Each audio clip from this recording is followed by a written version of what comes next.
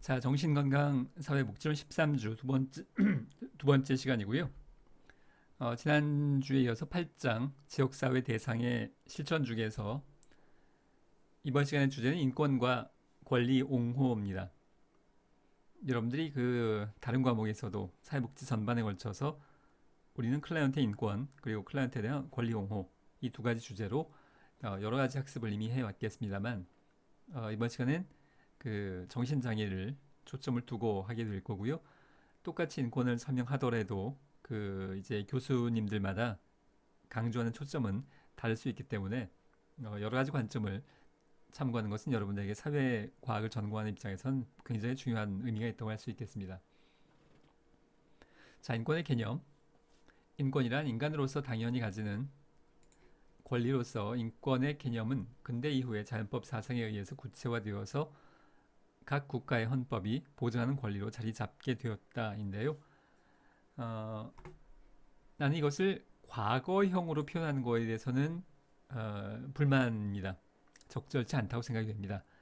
이걸 과거형으로 표현하게 되면 마치 21세기의 현대사회에서 인간의 권리가 충분히 달성되고 충분히 보장된 것 같은 그러한 뉘앙스를 주고 또 많은 대중들이 많은 이제 시민들이 이 정도면 대통령도 뽑고 뭐 마음에 안 들면 우리나라의 경우에 시민혁명이라는 게 있어 본 적이 없는데 이제 직전 대통령이었던 경우에 시민혁명과 비슷한 상황이 있었죠. 좀 뭐 차이도 있긴 하지만 자 어쨌든 간에 대통령도 우리가 뽑고 하니 이 정도면 인권이 달성된 거 아니냐 충분한 거 아니냐라고 생각할 수 있겠지만 전혀 그렇지가 않아서 우리가 불과 100년 전 그러니까 현대의 민주주의가 먼저 발달하기 시작했다는 연구의 경우에도 여성이 모든 여성이 참정권을 투표권을 가지기 시작했던 것은 불과 100년 전입니다. 딱 한 100년 정도 전인데요. 그 유럽에서도 프랑스 같은 경우에는 더 늦어서 뭐 스위스는 더 늦어서 1970년대 와서야 여성의 참정권이 보장이 됐었는데요. 지금 우리가 한 100년 전을 되돌아보면서 아니 어떻게 100년 전에 여자라고 해서 투표권도 없었다니 그것도 뭐 아프리카나 동남아시아도 아니고 유럽에서 아니 불과 100년 전에 라고 생각할 수 있겠는데요. 어, 똑같은 논리로 100년 후에 또는 그 후의 사람들이 21세기를 바라볼 때 21세기는 참 충분히 인권이 달성됐던 시기였어 라고 역사를 돌아볼 거냐 하면 전혀 그렇지 않다고 생각합니다. 아마도 22세기, 23세기, 100년, 200년 후의 사람들은 지금 21세기를 바라보면서 저땐 어떻게 저렇게 인권이 열악했던 상황인데 직장에서 직장 상사가 막 갑질을 했대. 정치권에서 정치인들이 권력 휘두르고 이랬대. 이런 말도 안 되는 100년 전엔 그런 상황에서 어떻게 사람들이 살았을까? 지금 우리가 100년 전을 바라보면서 어, 어, 여자가 참정권도 없었던 시기에 한 500년 전으로 돌아가면요 노예가 있었던 이 시절이 있었습니다. 지금 생각하면 말도 안 되는 상황이었는데요. 그땐 그 노예 시대 한복판에 있었던 사람들은 그냥 그렇게 살았을 거예요. 이게 뭐 당연하겠거니 하면서 이걸 어떻게 바꿔? 지금도 우리가 살고 있는 모습이 당연하고 우리가 지금 정도의 인권이 당연하고 이 정도면 됐지라고 생각할 수 있겠는데 사실 많은 사람들이 그렇게 생각을 하는데요. 내 관점은 전혀 그렇지 않습니다. 인류의 인권이라는 건 이제 막 싹트기 시작한 새싹에 불과해요. 이것이 자라서 나무가 되고 잎이 풍성해지기까지는 수백 년, 수천 년이 앞으로 걸릴 거라고 생각합니다. 그 후에 수백 년, 수천 년 후의 사람들이 21세기를 바라보면서 저 땐 인권이라는 게 이제 막 시작했던 때여서 굉장히 불완전했대. 이렇게 기억할 가능성이 높고요. 이건 이제 막 시작한 인류 역사에 이제 막 싹트기 시작한 그런 개념이라고 볼 수 있겠습니다. 터무니없이 비인권적인 상황은 물론 우리는 여러분들은 사회복지 전공하는 학생들이기 때문에 더 민감할 수 있겠습니다만 너무나 터무니없는 상황들은 여전히 많이 겪고 있습니다. 그래서 이것은 되었다, 뭐 되고 있다, 될 것이다 되고 있는 중이다. 뭐 이런 표현이 더 낫지 않나 싶습니다. 자, 인권의 성격이 이러하다면 인권의 보편성이라는 측면에서 정신장애인, 우리가 지금 초점을 두고 있는 장애인 중에서 정신장애인도 당연히 인권, 사람이기만 하면 장애인도 사람이고 정신장애인도 사람이고 사람이기만 하면 당연히 인권의 주체가 되어야 하고 그 보장의 대상이 되는 것은 뭐 너무나 당연합니다. 이걸 이제 어떻게 실현할 거냐 문제이겠습니다만 자기는 특별히 정신장애인의 인권을 별도로 생각하는 것이 아니라 인권의 주체로서 모든 누구나 사람이기만 하면 누구나니까 지칭할 때 정신장애인도 당연히 포함시켜야 하는 것이겠고요. 또는 국가든 단체든 아니면 개인이든 누구라도 정신장애인의 인권을 침해해서는 안 된다라고 볼 수 있겠습니다. 자, 이것은 뭐 선언적인 의미여서 지금까지 한 내용들은 이 내용을 좀 더 구체화된 내용들을 살펴보면 우리 교재에 정신장애인의 인권 침해 사례가 더 여러 가지 나와 있는데 그 중에서 몇 개만 발췌했습니다. 평등권 침해에 해당하는 건데요. 취업에서의 차별. 제가 카페에 취업하러 갔을 때 뭐 알바를 하러 갔는지 모르겠습니다만 먼저 물어봐요. 어디가 멀쩡하잖아요. 일단 뭐 겉모습 멀쩡할 수 있는데 제가 복지 카드를 내밀면 거기에 장애 종류가 표시가 되어 있기 때문에 그냥 장애 중에서도 특히 차별받고 있는 영역이라고 할 수 있겠는데요. 눈이 싹 달라지고 취업도 못할 기회가 많았고 뭐 점점점 이런 표현이 있고요. 실제로 정신장애인들이 경험했던 내용들을 사례로 이제 묶어낸 자료에서의 사례들입니다. 자, 타 장애와의 차별인 건데요. 취업장에서는 신체 장애인들을 우리보다 더 선호하는 그런 경향이 있거든요. 신체 장애인들을 더 선호한다는 말이에요. 정신장애보다는. 자, 이것도 아주 강력합니다. 기와이면 장애인 중에서도 정신장애인은 뭔가 제일 마지막 순서예요.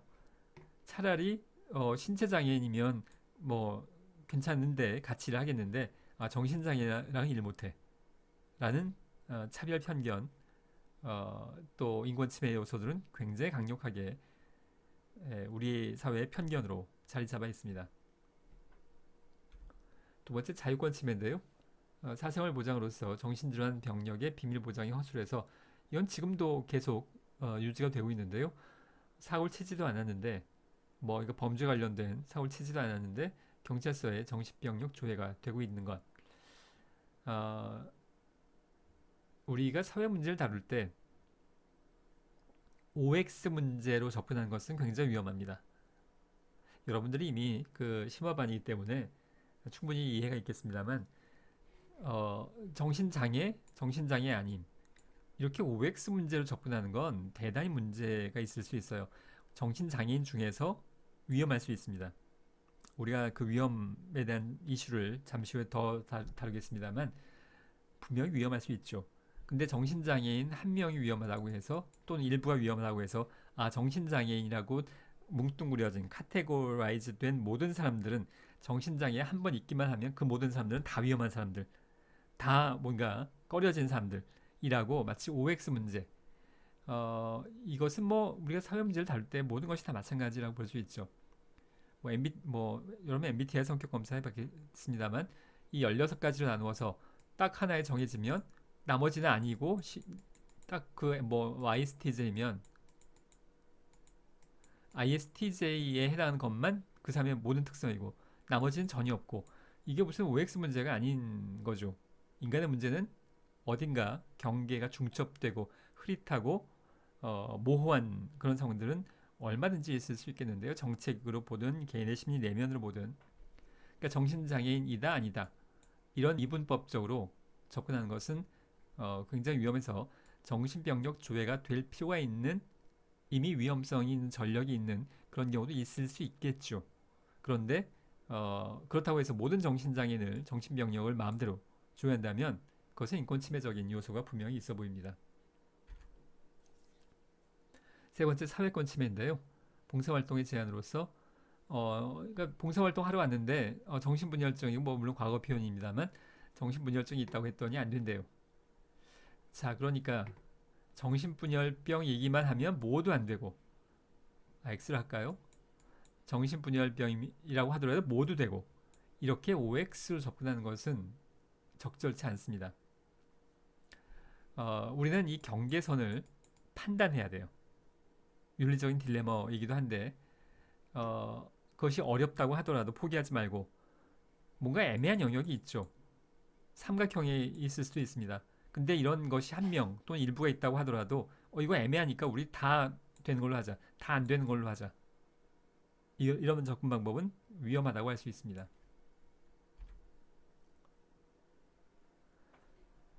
자, 이제 위험성에 대한 얘기를 좀 여러 가지 측면으로 다뤄볼 텐데요. 대중들이 갖고 있는 아주 강력한 그 통념 중에 하나죠. 정신장애는 위험해. 정신병자래. 언제 칼 들고 나올지 몰라. 자, 그 위험한 상황들에 대한 뉴스를 좀 한 두 가지 보겠습니다. 정신질환을 앓는 30대 남성이 자신에게 욕을 했다며 아버지를 마구 때려 숨지게 한 사건이 뒤늦게 알려졌습니다. 조현병 환자였는데요. 과거에도 아버지를 심하게 폭행한 적이 있었다고 합니다. 최경재 기자의 단독 보도입니다. 지난 15일 낮 인천 연수구의 한 주택가. 119 구급대원들이 얼굴을 폭행당해 중태에 빠진 남성을 급히 들것에 실어 옮깁니다. 병원으로 옮기는 동안 쉴 새 없이 심폐소생술을 해보지만 결국 과다출혈로 숨졌습니다. 깜짝 놀랐죠. 혈흔은 엄청나게 많이 흘렀죠. 맥이 약간 뛰는 것 같더라고. 숨진 사람은 49살 홍모 씨. 그런데 가해자가 친아들이었습니다. 최근 2년여 동안 정신병원에서 입원 치료를 받은 조현병 환자였습니다. 홍 씨는 이곳에서 함께 술을 마셨던 아버지를 밖으로 끌고 나간 뒤 맨손으로 마구 폭행했습니다. 경찰 조사에서 홍 씨는 아버지가 자신에게 욕설을 해 범행을 저질렀다고 주장했습니다. 발로 엄청나게 차버렸어요. 술 먹다가 아버지가 이유 없이 저 욕설하고 그런 이유로 때려서 죽였다. 홍 씨는 지난 2014년에도 아버지를 무차별 폭행해 전치 7주의 부상을 입혔지만 그냥 풀려났습니다. 존속 폭행 혐의로 입건됐지만 아버지가 조현병을 앓고 있는 아들이 치료 중이어서 정상적이지 않다는 내용의 처벌 불원서를 제출했기 때문입니다. 그때는 다행히 병원에 실려가서 일단 목숨은 겨우 부지할 수 있었고 가족들 다 너무 마음이 아프고. 조현병 같은 정신장애 범죄자는 해마다 늘어 지난 2015년 6,500명을 넘어섰고 이 가운데 살인, 강도, 성폭력 등 강력 범죄자는 40%에 이릅니다. 홍 씨를 존속 살해 혐의로 구속한 경찰은 기소 의견으로 검찰에 넘겼습니다. MBC 뉴스 최경재입니다. 자, 정신장애인이 이렇게 위험하답니다. 자, 그렇다면 다 폐쇄병동으로 가둬놓고 죽을 때까지 그 정신병원에서 살도록 해야 되는 거가 맞다가 강력한 사회 통념으로 지금 잘 잡고 있죠. 아니, 이렇게 위험한 사람을 왜 우리 동네에 살게 해서 존속살인이 벌어지게 하느냐인 건데요. 자, 우리가 탈시설화, 내가 앞에서 그렇게 여러 번 강조했던 이유 중에 하나. 지금 이러니까 정신병원에 보내자. 이게 시설화예요. 우리가 이거 하지 말고 탈시설화 하자고 하는 거잖아요.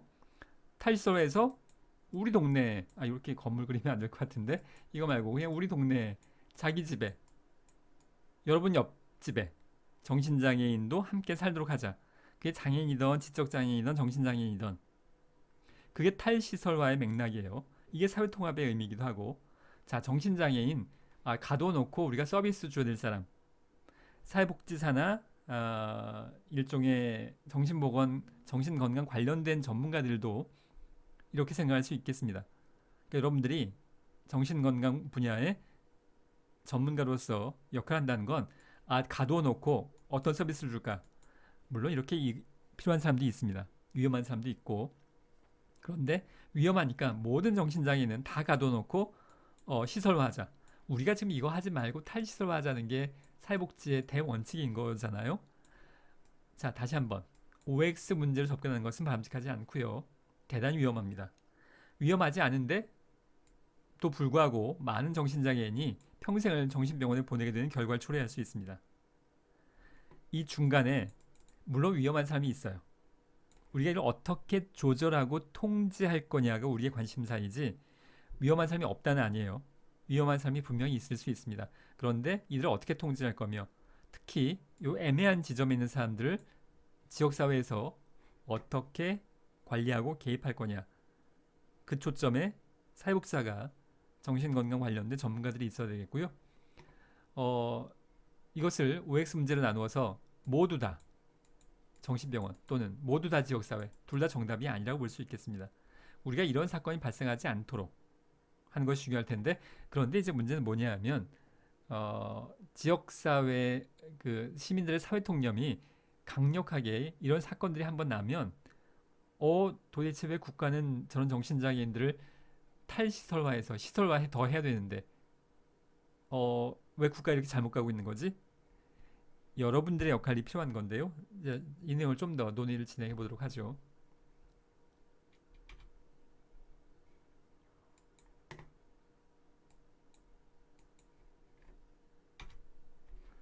자, 이건 아마 여러분들 익숙한 얼굴이 아닐까 싶은데요. 이것도 뉴스한테 뭘 잠깐 보겠습니다. 최근 진주에서 발생한 방화 살인 사건으로 참극이 벌어졌는데요. 불과 2주일 전에 안 씨의 가족들이 안 씨를 정신병원에 입원시키려고 했지만 거부당한 것으로 알려지고 있습니다. 뿐만 아니라 경찰이 현장 출동 단계에서 피신고자의 정신병력을 확인하는 것 역시 사실상 불가능하다고 하는데요. 과연 어떤 대책들이 마련돼야 하는지 배상훈 프로파일러 연결해서 이야기 나눠보도록 하겠습니다. 자, 한번 잘 들어보기 바랍니다. 나와 계십니까? 예, 안녕하세요. 네. 전문가로서 일단 이번 사건 어떻게 보셨습니까? 일단 참으로 안타깝고요. 사실 2010년도 초반에 저희 같은 프로파일러들이 이런 사건의 우려에 대해서 수많은 경고를 했음에도 불구하고 이런 사건이 현실화된 거에 참으로 비통함을 느낍니다. 실제로 이런 정신적으로 문제가 있는 사람의 이 가학적인 범죄, 이런 잔혹범죄는 미리 예견된 바가 많이 있었거든요. 예. 근데 미리 대처도 못하고 대비도 못한 우리 사회 자체가 책임을 져야 될 부분이라고 보여집니다. 예. 이번 사건 다른 사건들과 비교했을 때 특이한 점이 있다면 어떤 점을 꼽을 수 있을까요? 아무래도 이제 이 관리가 안 돼. 그러니까 말하자면 분명히 10년 전에 막아줬음에 불구하고 관리가 안 돼. 그러면 치료감호소에서 어떤 정신적인 분석 판단을 받았는데도 불구하고 거기서 나온 다음에 더 폭력성이 폭증한 부분. 그럼 그 치료감호소에서는 어떻게 판단을 내렸는가? 보호관찰은 어떻게 됐는가? 이런 부분에 대한 것이 기록에 남아있을 겁니다. 그 부분이 좀 특이합니다. 다른 경우는 그런 기록이 안 남아있거든요. 그런 부분에 대한 확인이 필요할 것 같습니다. 좀 더 들어가서 이제 하나씩 또 여쭤보도록 하겠습니다. 사건이 발생하기 불과 2주일 전에 안 씨의 가족들이 안 씨를 정신병원에 입원을 시키려고 했는데 거부를 당했단 말이죠. 자세한 이유가 무엇이었나요? 이게 이제 이런 보호라는 게 흔히 말하는 보호 의무자에 의한 입원이나 자의 입원, 동의 입원 같은 이런 형태가 되어 있는데 분명한 거는 이 병원 시설 같은 데서 일종의 겁을 내는 겁니다. 나중에 이것을 동의했을 경우 소송이라든가 아니면은 만약에 어떤 비용적인 측면에서도 이걸 본인들이 부담할 수가 없는 부분들. 그러니까 다양한 부분에서 분명히 절차는 존재합니다. 그런데 그 절차를 진행시키기 위해서 그 병원에서 진행을 안 시킨 거죠. 사실 그 부분이 가장 큰 문제입니다. 그 병원도 그렇지만 들어보니까 또 다른 기관에도 이제 가족들이 안 씨의 가족들이 도움을 요청했지만 실패했다고 하거든요. 이런 경우에는 그럼 어떻게 해야 되는 건지? 그 방법이 없는 겁니다. 왜냐하면 방법이 없는 건가요? 경찰, 검찰 아니면은 또 어떤 병원, 지자체에 이런 것들을 요청을 했는데 자기네들은 명확하게 이런 정신적인 어떤 문제 때문에 발생한 어떤 범죄의 이 영역이 어디 하나 딱 정해진 게 없는 겁니다. 이게 중간 영역입니다. 그렇기 때문에 자기들이 아니라고 폭탄 돌리게 된 거죠, 말하자면. 그러니까 지금 상태가 그런 상태입니다. 제도적으로 이게 이렇게 돌려도 누구 하나 책임을 질 수 없는 시스템인 겁니다.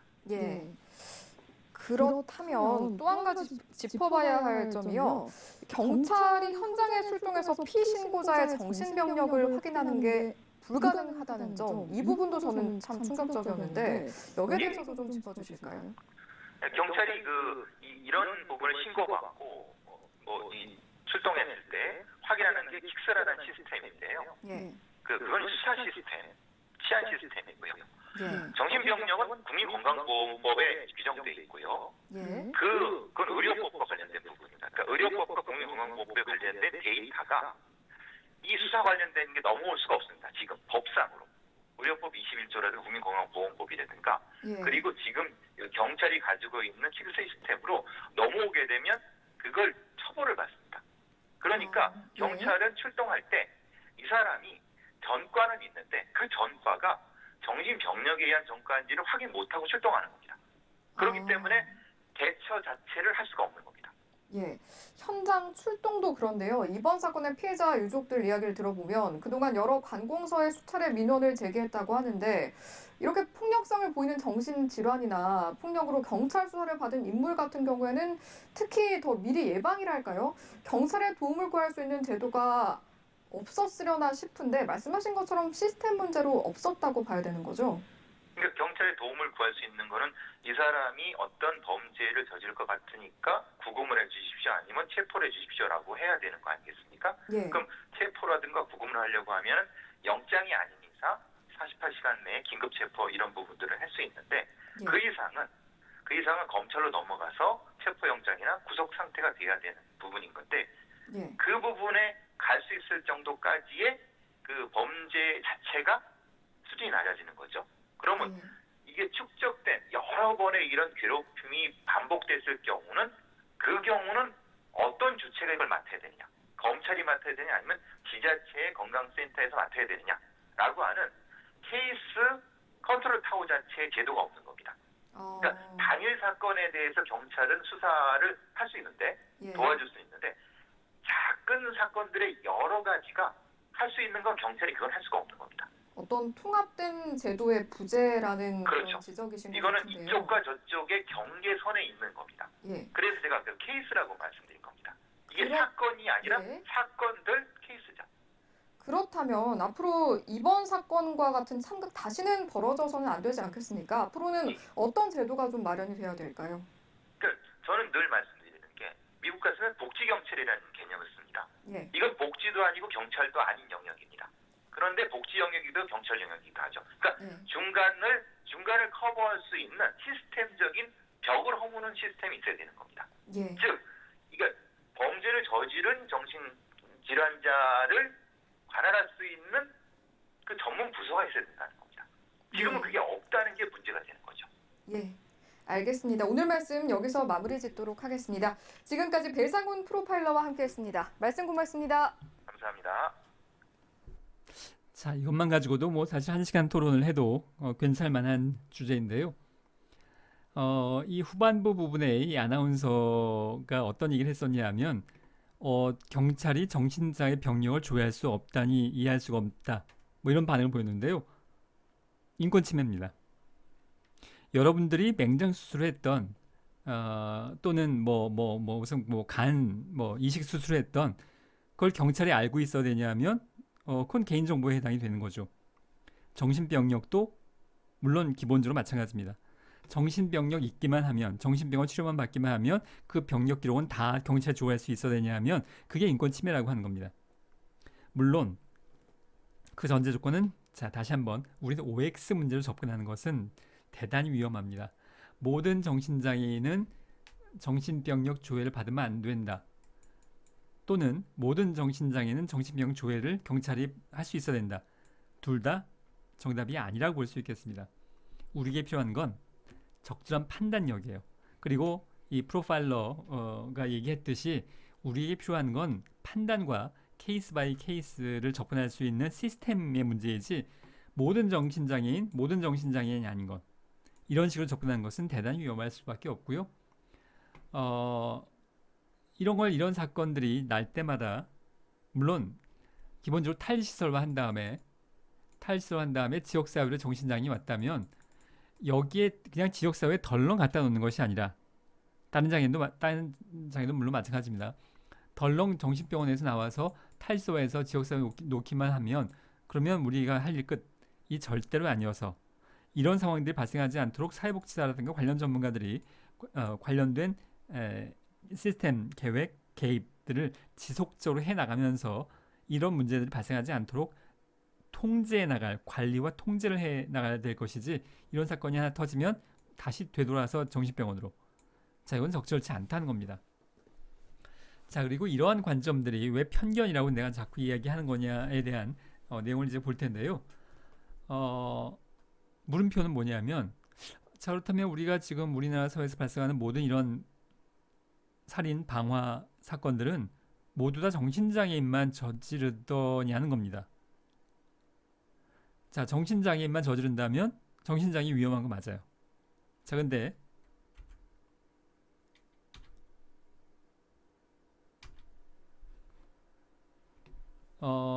이것은 2015년도 통계인데요. 10만 명당 범죄자가 68명 정도이고요. 전체적으로 정신장애인은 10만 명당 33명으로 거의 절반 수준입니다.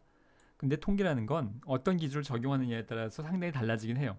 그래서 어떤 경우는 여기에 근접하기도 합니다. 일반 전체 평균하고 전체 평을 넘어선 통계 수치는 한 번도 본 적이 없습니다. 일반보다 낮거나 비슷하거나 해요. 경범죄로 가자면 현저히 떨어집니다. 이건 지금 강력범죄의 경우에요. 살인이라던가 강력범죄의 경우에 해당하는 거고, 경범죄까지 포함하면 일반인보다 정신장애의 범죄율은 훨씬 떨어집니다. 그럼에도 불구하고 자, 이것은 앞에 뭐 반복된 내용이니까 시간 관계상 보지 않겠습니다. 뭐 여러분 각자 보기 바라고요. 자, 보겠는데요. 이게 뉴스 한 토막을, 뉴스의 제목들을 캡처한 내용들인데, 노인정 출입 갈등에 망치를 휘두른 80대 할머니가 있었답니다. 굉장히 위험한 할머니인데요. 정신장애냐면 아니에요. 그러니까 정신장애인만 아닌 듯이었나요? 조금 전에 그 사건의 실명이. 정신장애인만 저렇게 위험한 범죄를 저지르냐 하면 보통 사람들도 똑같은 수준 내지는 훨씬 더 참혹한 강력범죄를 더 많이 저지른다는 얘기입니다. 근데 우리가 정신장애, 자, 좀 더 볼까요? 세입자 말다 같은 곳에 공기총을 발사해서 집주인이 중상이 납니다. 정신장애랑은 전혀 관련이 없었어요. 자, 결혼을 반대해서 아버지 죽인 딸이 있었는데요. 범에 가담한 남자친구와 함께 구속 기소됐답니다. 또 결혼 반대해서 어머니를 살해한 후에 시신을 유기한 아들이 징역 18년을 받았다고 하는데요. 또 게임에 방해한다고 2달 된 아들을 때려 숨지게 한 20대 아빠도 경찰에 구속이 돼서, 이 사람들이 다 정신장애와 관련이 없는 사람들이에요. 자, 근데 정신장애인이 살인사건을 저지르면 정신장애인에 대해서는 사회적 비난이 막 쏟아져요. 아니, 저렇게 위험한 정신장애인을 왜 지역사회에서 살도록 내버려두는 거야. 다 잡아가둬서 정신병원으로 가도록 해야지. 자, 이것이, 이런 여론이 들끓게 되는 건데요. 근데 80대 할머니가 또는 공기총을 발사한 세입자가 사람을 죽일 땐 그렇지 않아요. 자, 똑같은 논리로 사람을 죽였으니까 위험하니까 정신장애인은 다 정신병원으로. 그럼 똑같은 논리를 적용하면 할머니가 이렇게 위험하답니다. 그러면 모든 할머니는 다 병원으로, 정신병원이나 교도소로 가야 되는 거 아니죠? 똑같은 논리입니다. 자, 세입자가 이렇게 위험하답니다. 모든 세입자는 다 정신병원으로 가야 되는 거겠죠. 이렇게 막 위험한데. 자, 딸이 이렇게 위험하답니다. 모든 딸들은, 우리나라에 있는 모든 딸들은 정신병원으로 가야죠. 이렇게 위험한데. 자, 아들도 이렇게 위험하답니다. 아빠도 이렇게 위험하대요. 자, 그러면 정신장애인보다 아마도 보통 사람들이 먼저 정신병원에 입원되어야 됩니다. 강력 사건이 났다는 이유 한 가지만으로 그 사람이 속한 카테고리가 위험한 사람들이니까. 지금 딸 위험하다잖아요. 딸은, 그러면 모든 딸은 다 정신병원으로 가야겠죠. 교도소나. 그러니까 정신장애인이 한 명이 강력범죄를 저질렀다고 해서 이 사람이 위험하네, 이거 정신장애인이야, 모든 정신장애인은 정신병원으로. 똑같은 논리로 따지자면 여러분이나 여러분 중에서 딸, 아들 다 해당이 되겠잖아요. 딸, 아들 하는 사람이 어디 있어요 사실. 여러분부터 정신병원으로 가야 됩니다. 딸이 위험하다잖아요. 아들도 위험하고. 우리가 정신장애인에 대해서 이렇게 언론화됐을 때 대중들의 보이는 반응이 얼마나 편견인가에 대해서 지금 이야기하고 있는 겁니다. 위험하죠. 그리고 그 위험을 우리는 관리 통제하기 위한 노력을 해야 됩니다. 그런데 위험하니까 그 위험을 없애는 방법이 모든 정신장애는 정신병원으로, 이건 정답이 아니라는 거죠. 논리적으로도 정답이 아니고 통계적으로도 정답이 아니고요. 인권적으로도 정답이 아닌 겁니다. 자, 이건 여러분들이, 다른 사람은 몰라도 여러분들은, 우리가 지금 지역사회복지 실천 영역을 하고 있는 겁니다. 다른 사람들은 몰라도 여러분은 이런 논리에 대해서 그 옹호를 할 수 있어야 됩니다. 옹호는 이제 잠시 후에 또 좀 더 하겠습니다만. 자, 그래서 장애인차별금지법을 볼 텐데요. 정신장애를 포함한 장애인을 차별금지에 관련된 법인데, 자, 이거 뭐 앞에 내용들은 생략을 하도록 하겠습니다. 여러분 각자 좀 보도록 하고요. 이 장애인차별금지법 내용은 교재는 뭐 거의 자세히 나와 있지 않은데, 내가 지금 다루고 싶은 부분은 특히 뭐냐면 뭐 재정 배경 이런 건 여러분 각자 봐도 될 것 같고, 아마 장애인복지론 시간에도 다루었을 거니까요. 또 차별의 정의, 직접 간접, 편의 제공 거부, 광고, 이렇게 네 가지가 있는 건데요. 정신장애인에 대한 이게 여기에도 많이 적용될 수 있겠는데, 광고는 상업 광고만을 이야기하는 것이 아니라 널리 알리는 건 다 광고입니다. 넓을 광자에 알리라는 뜻이죠. 널리 알리는 것. 그러니까 지역 주민들 사이에, 지역사회에서 정신장애인 살고 있는데 소문을 퍼뜨리는 거예요. 아, 정신장애인이 우리 동네 산대. 저 참 위험해. 이게 광고에 의한 차별이에요. 정당한 위험성이 인정되지도 않았는데 불구하고 그렇게 소문내고 다니면 그게 광고에 의한 차별이라는 겁니다. 자, 차별금지 영역. 각자 보기 바라고요. 일단 제목만으로도 여러분들이 이해는 할 수 있을 겁니다. 그리고 차별금지 영역이 장애인차별금지법에 30여 개가 나열되어 있는데, 그 중에서 몇 개만 뽑아서 하려다가 시간이 벌써 많이 가서 그 제목만 보면 재와 용역, 제공 및 이용,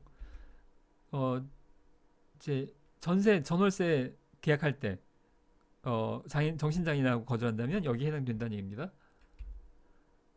자, 사법행정 절차 및 서비스 참정권 물론이겠고요.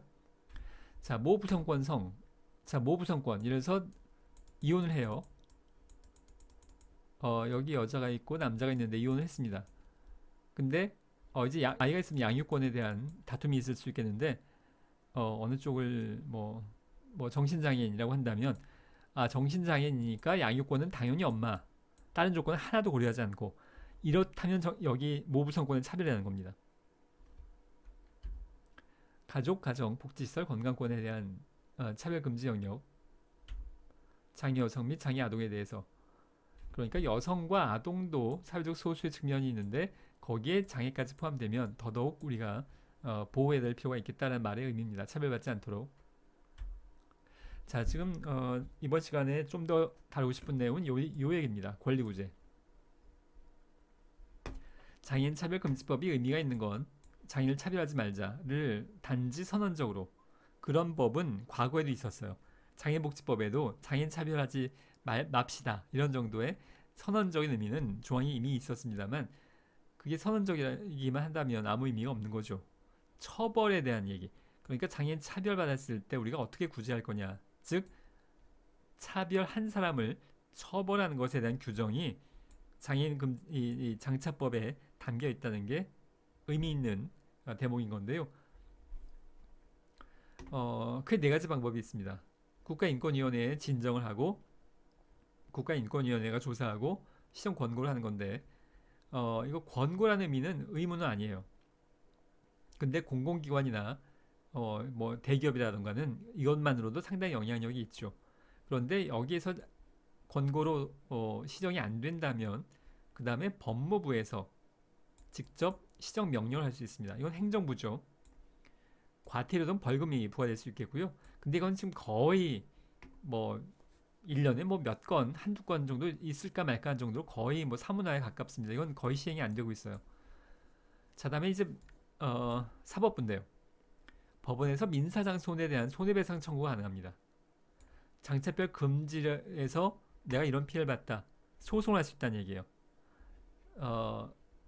예를 들어서 지금 조금 전에 얘기했던 정신장애인 살고 있는데 지역 주민들이 험담을 하고 다녔어요. 근거 없이.